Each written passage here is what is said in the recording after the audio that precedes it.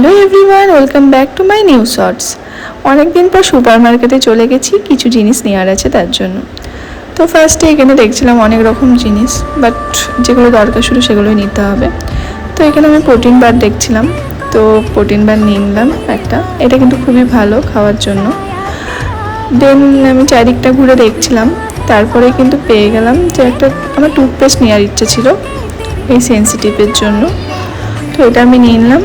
তারপরে কিছু ওয়াইপস ছিল, ওয়াইপসগুলো খুব দরকার কারণ আমার ওয়াইপস শেষ হয়ে আসছে। নিয়ে নিলাম। দেন আমি একটু ভিডিও করে নিচ্ছি, বেশ ভালো লাগছিলো লাইটে। তারপরে নিয়ে নিলাম সুইট কর্ন, ভালো অফারে পাওয়া যাচ্ছিলো সুইট কর্ন দুটো। তো তারপরে নিয়ে নিলাম।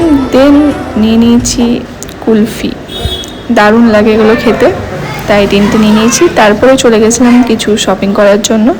আর এখানে একটা বড় মিরর ছিল, তাই জন্য আমি নিজের ভিডিও একটু করে নিচ্ছিলাম।